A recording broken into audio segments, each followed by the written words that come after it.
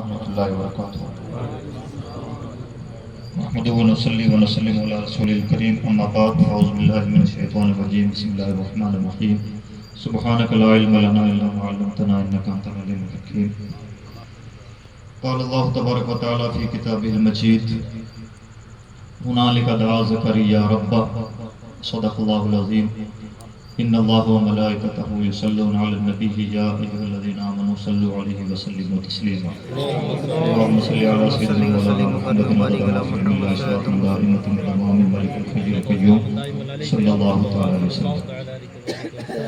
محترم بزرگوں اور دوستو، ہم اور آپ سب اپنے مرشد کریم کی سرپرستی میں یہاں پر بیٹھے ہوئے ہیں۔ اللہ رب العزت پوری زندگی اور بعد موت ان کی سرپرستی میں ہمیں سلامت رکھے، اور جہاں رہیں، دنیا میں رہیں یا قبر میں، خیر و عافیت کے ساتھ رہیں۔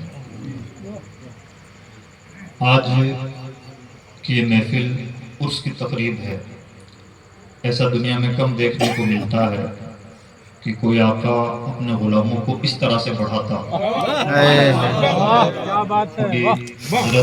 حضرت مولانا ابوالفیض صاحب سے فرما رہے تھے کہ غوری میاں کے لیے جو کچھ لکھا ہے تو وہ پیش کرو۔ مجھے ایک حدیث پاک یاد آئی، اور ایسا دنیا میں عام طور پر ہوتا نہیں ہے کہ کوئی آقا اپنے غلاموں کو اس طرح سے نوازے۔ اتفاق سے یہ ایک عظیم سنت ہے۔ ہم جہاں صحابہ کرام کی زندگیوں کو یاد کرتے ہیں، وہاں ہمیں یہ بھی یاد رکھنا چاہیے کہ حضور نے اپنے ایک ایک صحابی کی الگ الگ خصوصیات کو پہچان کر انہیں الگ الگ القاب عطا فرمائے، الگ خوبیوں کو نمایاں طور پر بیان فرمایا۔ حضور نہ بتاتے کہ عثمان کی حیا کا یہ عالم ہے تو ہم کیا جانے عثمان کیا ہے۔ حضور نہ بتائیں کہ ابو عبیدہ امین الامہ ہیں تو ہم کیا جانے امانت کسے کہتے ہیں اور امین الامہ کیا ہوتا ہے۔ انہوں نے بتایا ہے کہ صدیقیت کا مرتبہ کیا ہے، اور ایک موقع پر تو یہ آج کے دور میں ہم سب کے لیے بطور خاص علماء کے لیے عبرت کی چیز ہے۔ حسد کے ماحول نے ہمارے دلوں کو بڑا چھوٹا کر دیا ہے۔ نبی اکرم صلی اللہ علیہ وسلم نے نوازنے کا عالم یہ ہے، ایک موقع پر حضرت سعد سے فرماتے ہیں، سعد تم پر میرے ماں باپ قربان، جن کا نام لینے سے پہلے دنیا کہتی ہے فدا کا ابی و امی یا رسول اللہ، اور اس کو بھی دنیا سرمایہ افتخار سمجھے۔ وہ پیغمبر اپنے کسی غلام سے فرمائے کہ تم پر میرے ماں باپ قربان، اس سے زیادہ بڑکپن کی مثال نہیں دکھائی جا سکتی۔ اپنے غلاموں کو اس طرح سے بھی نوازا جاتا ہے۔ آج ہم عام طور پر دیکھتے ہیں کہ اساتذہ اپنے طلباء بھلے وہ بڑے بھی بن جائیں، بڑی بات ہوگی کہ وہ مولوی کہہ کے ان کا نام لے لیں۔ ایسا کم ہوتا ہے کہ اپنی زندگی میں کوئی جیتے جی کسی کو بحر العرفان بنا دے، اور اس کے اس مرتبے کو اللہ اکبر یا رسول اللہ زندہ باد، سبحان اللہ، ماشاءاللہ۔ تو عزیز دوستو، ان خوبیوں کو ہمیں اپنانا بھی چاہیے اور پہچاننا بھی چاہیے۔ اللہ رب العزت ہمیں ادراک عطا فرمائے اور قدر شناسائی عطا فرمائے۔ یہ ایک ضمنی بات تھی جو میں نے آپ کے سامنے عرض کی۔ میں نے جو آیت کریمہ آپ کے سامنے پیش کی ہے وہ سورہ آل عمران کا ایک پورا رکوع ہے۔ آیت نمبر 35 سے لے کے آگے تک مسلسل آیتیں ہیں جن میں اللہ رب العزت نے اپنے ایک محبوب بندی کے حالات کا پورے پس و پیش کے ساتھ ذکر فرمایا، اور وہ محبوب بندی ایسی ہے دنیا کی تمام عورتوں میں، یوں کہہ لیجئے کہ آدھی آبادی میں اکیلی خاتون حضرت سیدہ مریم جن کا قرآن میں نام لے کر ذکر ہوا، اکیلی خاتون۔ لیکن جب ذکر ہوا تو اس شان کے ساتھ کہ آل عمران کی اولاد میں سے حضرت سیدہ مریم ہیں، اور اتنا لاڈ پیار کے ساتھ اللہ نے ذکر فرمایا کہ قرآن کی پوری سورت ان کے نام سے منسوب ہے، سورہ آل عمران۔ اور اللہ رب العزت نے حضرت مریم کا ذکر فرمایا تو پوری تفصیل کے ساتھ تقریباً ایک رکوع میں ذکر فرمایا۔ وہ پیدا ہونے سے پہلے کیا حالات تھے، پیدا ہوئی تو ان کی پرورش کیسے ہوئی، پیدا ہوئی تو پھر کس طرح کی باتیں ہونے لگی، پھر ان کی کرامتوں کا ظہور کیسے ہوا، اور ان کا مرتبہ کیا کچھ ہے۔ اللہ نے اس کو سلسلہ وار بیان فرمایا۔ یہ پوری تفصیل ہے۔ آیت کی شروعات یہاں سے ہوتی ہے، ان اللہ اصطفى آدم و نوح و ابراہیم و آل عمران علی العالمین، اللہ نے آدم کو، نوح کو، ابراہیم کو اور آل عمران کو پوری دنیا میں سے چن لیا۔ ہم سب جانتے ہیں 4 لوگوں کا 4 طبقات کا ذکر ہوا۔ آدم دنیا کے پہلے انسان، پہلے نبی۔ آدم ثانی حضرت نوح علیہ السلام۔ نوح علیہ السلام بھی ویسے ہی پوری انسانیت کے باپ ہیں جیسے حضرت آدم علیہ السلام ہیں۔ چونکہ طوفان نوح کے بعد میں دنیا غرقاب ہو گئی تھی، تو اس لیے حضرت آدم علیہ السلام کا جو مقام و مرتبہ ہے، حضرت نوح علیہ السلام کا بھی وہی مقام و مرتبہ ہے انسانیت کے لیے۔ حضرت ابراہیم کی خوبی یہ ہے کہ وہ ابو الانبیاء ہیں۔ تقریباً 4000 انبیاء کرام حضرت ابراہیم علیہ السلام کی امت میں اولاد میں تشریف لائے۔ ہمارے نبی بھی حضرت ابراہیم علیہ السلام کی اولاد میں سے ہیں، اور حضرت ابراہیم علیہ السلام اولو العزم پیغمبروں میں سے ہمارے نبی کے بعد میں دوسرے سب سے بلند مرتبہ پیغمبر ہیں۔ اور 3 طبقات آدم، نوح، ابراہیم کا ذکر فرمایا، اور یہ تینوں کیوں ذکر فرمایا وہ وجہ میں نے بیان کی۔ 4تھے درجے میں ذکر ہوا آل عمران، اور پھر فرمایا اللہ رب العزت نے ان ہستیوں کو پوری کائنات میں سے چن لیا ہے، یعنی جہاں اپنے محبوب بندوں کا ذکر فرمایا ان کے ساتھ ایک اور چیز کو جوڑ کے بیان فرمایا، وہ ہے آل عمران۔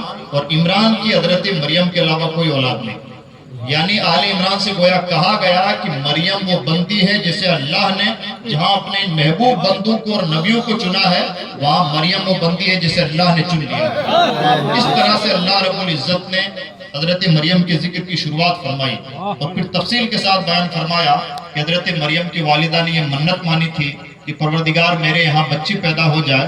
میں تفسیر کے خلاصے کے ساتھ ترجمہ تفسیر سے ملی جلی باتیں عرض کر رہا ہوں۔ حضرت مریم کی والدہ نے یہ منت مانی، پروردگار میرے گھر کوئی بچہ پیدا ہو تو اسے بیت المقدس کی خدمت کے لیے وقف کر دو۔ ان کے یہاں کوئی اولاد نہ تھی۔ اللہ رب العزت نے کرم یہ فرمایا کہ انہیں اولاد سے نوازا، لیکن اولاد کی شکل میں انہیں بیٹے کی بجائے بیٹی ملی۔ انہیں بڑی حیرت ہوئی، اور انہوں نے حیرت کے ساتھ کہا پروردگار یہ تو بچی ہے، وَلَيْسَ الذَّكَرُ كَالْأُنثَىٰ، اور بچہ اور بچی ایک جیسے نہیں ہو سکتے۔ ان کی تشویش یہ تھی کہ پروردگار میرے دل میں ارادہ تو یہ تھا کہ بچہ پیدا ہو تو بیت المقدس کی خدمت کے لیے وقف کر دو، بچی کو تو خود حفاظت کی ضرورت ہوتی ہے، اسے بیت المقدس کی خدمت کے لیے وقف کیسے کرو؟ تو انہیں بڑا تعجب ہوا اور انہوں نے حیرت کے ساتھ یہ کہا، لیکن اللہ جانتا ہے کہ اللہ کو کس سے کیا خدمت لینی ہے، اور اللہ جانتا ہے کہ ان کے دل میں کیا ارادہ تھا۔ اللہ رب العزت نے حضرت مریم کو امتیاز عطا فرمایا کہ بیت المقدس کی خدمت کے لیے جہاں مردوں کو وقف کیا جاتا تھا، حضرت مریم کو وقف کیا گیا۔ اب چھوٹی سی عمر میں حضرت مریم کو بیت المقدس کی خدمت کے لیے وقف کر دیا گیا، اور اس وقت کا قانون یہ تھا کہ جو بھی مرد بیت المقدس کی خدمت کے لیے وقف ہوتا تھا، اس بچے کو لوگ پالنے کے لیے مضطرب رہتے تھے، لوگوں کے دلوں میں بڑا اشتیاق رہتا تھا کہ اس کی ہم پرورش کریں۔ حضرت زکریا علیہ السلام جو حضرت مریم کے خالو ہوا کرتے تھے، انہوں نے کہا کہ مریم کو میں پالنا چاہتا ہوں، اس لیے کہ اس سے میرا ایک رشتہ ہے، لیکن اصول یہ تھا کہ آپ کو کسی بھی پہلو سے ترجیح نہیں مل سکتی، جس کی باری ہوگی، جس کا مقدر ہوگا اس کا نام نکلے گا۔ تو قرآن اندازی کی گئی اور حضرت زکریا کا نام نکلا، اور ایک پیغمبر نے بڑے لاڈ پیار کے ساتھ اپنی سالی کی بیٹی حضرت مریم کی پرورش کی۔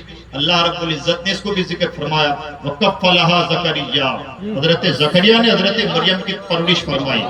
تو نبی ایک ولیہ کی پرورش فرما رہے ہیں۔ اور اب کیا ہوا، حضرت یہ تو فیصلہ ہو گیا کہ حضرت مریم رضی اللہ تعالیٰ عنہ بیت المقدس کے لیے وقف ہو گئیں، حضرت زکریا علیہ السلام ان کی کفالت فرمانے لگے۔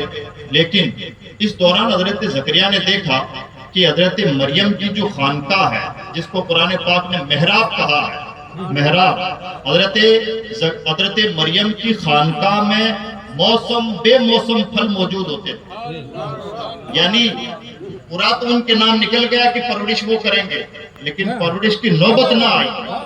جب بھی کچھ انتظام کرتے کھان پان کے لیے، ایک چھوٹے بچے کو کیا کھان پان چاہیے، لیکن اس کے لیے جو بھی انتظام کرنا چاہتے، جب بھی جاتے تو دیکھتے کہ پہلے سے ان کے پاس بے موسم پھل موجود ہے، پھل موجود ہے اور وہ بھی بے موسم موجود ہے۔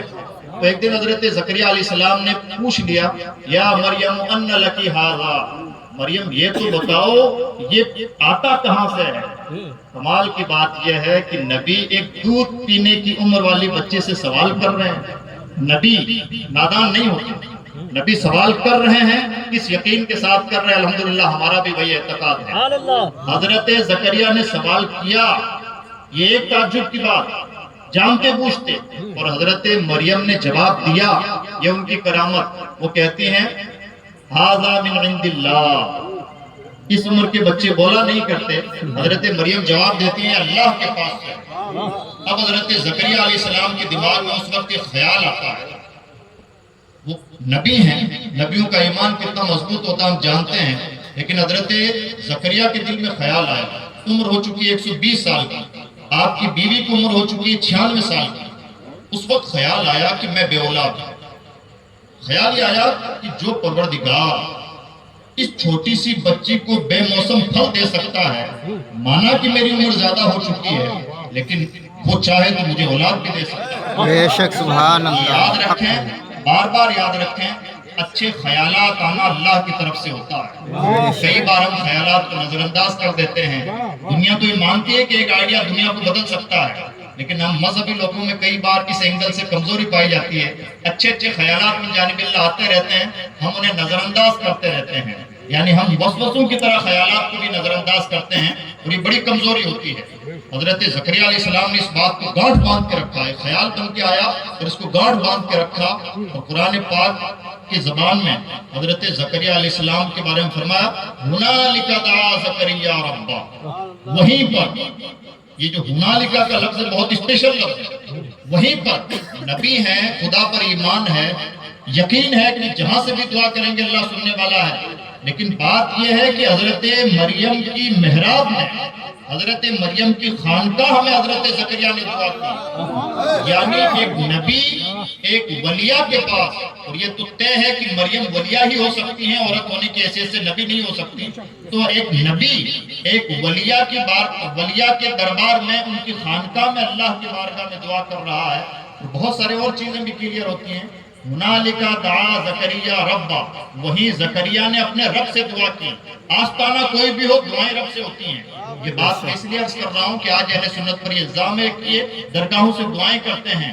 ہم درگاہوں کو وسیلہ بناتے ہیں، اور کوئی غلط نہیں، حضرت زکریا نے بنایا ہے. دعا بھی ہماری اپنے رب سے ہوتی ہے، اور رب کی بارگاہ میں ہی دعا کی جاتی ہے، اور یہ قرآنی نقطہ نظر ہے. حضرت زکریا علیہ السلام نے وہیں محراب مریم میں اللہ کی بارگاہ میں دعا کی.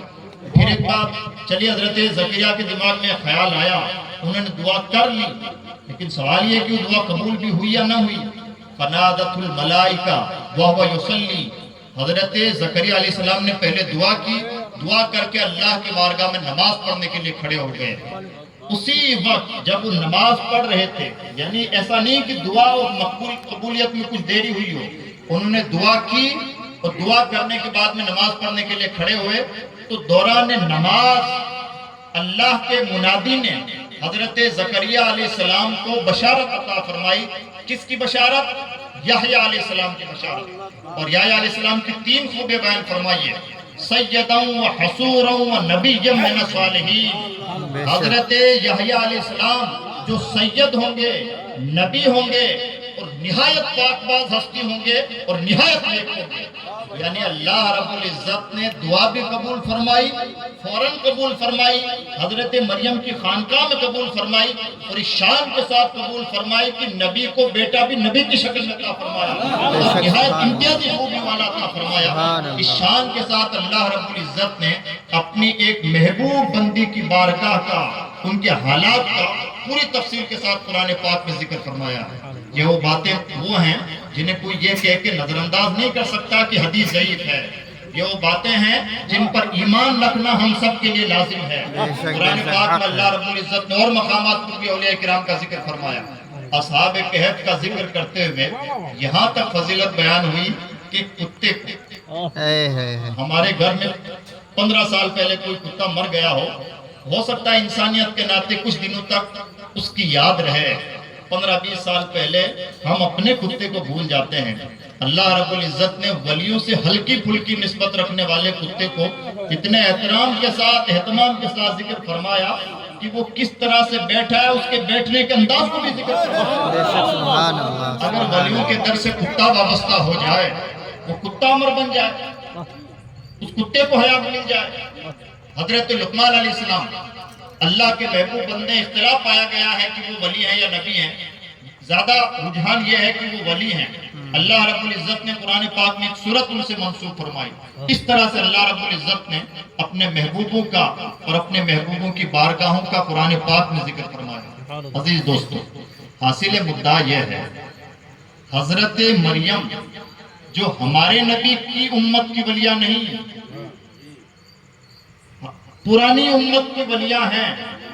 اور یاد رکھا جائے کہ پرانی امتوں کی جو اولیاء ہوئے ہیں، ان اولیاء کرام سے اس امت کے اولیاء کرام افضل ہیں۔ بے شک بے شک قرآن پاک میں پرانی امت کے اولیاء کرام کا ذکر ہوا ہے، تو پرانی امتوں کے اولیاء کرام کے مراتب کا اس انداز سے قرآن پاک نے ذکر فرمایا ہے۔ ایمانی بات یہ ہے کہ اس امت کے اولیاء کرام کا دامن کسی کو مل جائے، وہ بھی زندہ ولی کا، ولی ساز کا، ولی گھر کا دامن مل جائے، اس سے زیادہ انسانیت کی قسمت کی معراج کچھ نہیں ہو سکتی۔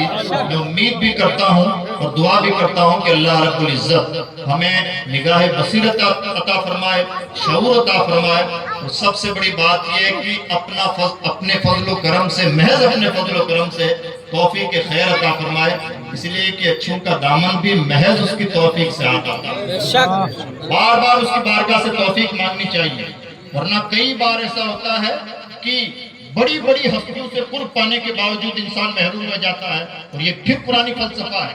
قرآن حضرت نوح علیہ السلام کے بیٹے کا ذکر کیا، قرآن پاک نے یہ بتایا ہے وہ نیک نہیں، لہٰذا آپ کی اہل میں سے ہے ہی نہیں۔ لہٰذا عزیز دوستو، ہماری ذمہ داری بنتی ہے کہ اللہ رب العزت اگر کسی کو نعمت عطا فرمائے، اس کی نعمت کی بڑی قدر کریں۔ قرآن پاک نے ناقدری کا بھی بار بار ذکر کیا۔ قرآن بڑی انوکھی کتاب ہے، اور ہم سب کو قرآن سے دل لگانا چاہیے۔ بہت گہری باتیں قرآن پاک یوں کہہ کے گزر جاتا ہے کہ سمجھنے والے انسان دنگ رہ جاتے ہیں، اور نہ سمجھو تو صرف تلاوت کر کے آگے بڑھ جاؤ۔ قرآن پاک نے ناقدری کا ذکر کرتے ہوئے یہاں تک ارشاد فرمایا، وَمَا قَدَرُ اللَّهَ حَقَّ قَدْرِهِ، لوگوں نے اللہ کی وہ قدر نہ پہچانی جو پہچاننی چاہیے۔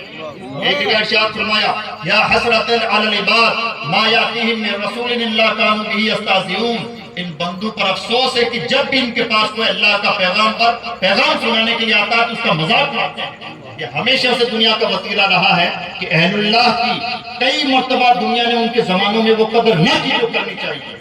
حضرت امام اعظم رحمۃ اللہ تعالیٰ علیہ کا بھی آپ نے بڑی معرفت کے ساتھ ذکر سماعت فرمایا۔ حضرت امام اعظم کے زمانے میں کتاب لکھی گئی، اور تاریخ کی کتاب میں 200 پیش کالے کیے گئے امام اعظم کی برائی میں۔ یہ ہے زمانے کی نظریں۔ دنیا پر جب محرومی کا ٹھپا لگ چکا ہوتا ہے تو اسی طرح کے حالات ظاہر ہوتے ہیں۔ ایمانی بات یہ ہے کہ اگر اللہ رب العزت نے ہم سب کو کوئی مخصوص حلیہ عطا فرما رکھا ہے، تب بھی اس کا سجدہ شکر بنتا ہے، اور اگر کوئی محروم کرم ہے تو وہ تنقید نہ کرے۔ اللہ توفیق دے تو کبھی ماں باپ کے پاؤں دبا کے توفیق کے خیر مانگے، پروردگار آخرت بھلی ہو جائے، ایسا کوئی دامن عطا فرما۔ میں دعا کرتا ہوں کہ ہم قدر شناسی کریں گے، اللہ رب العزت توفیق عطا فرمائے۔ لا الہ الا اللہ محمد رسول اللہ۔ السلام علیکم ورحمۃ اللہ وبرکاتہ۔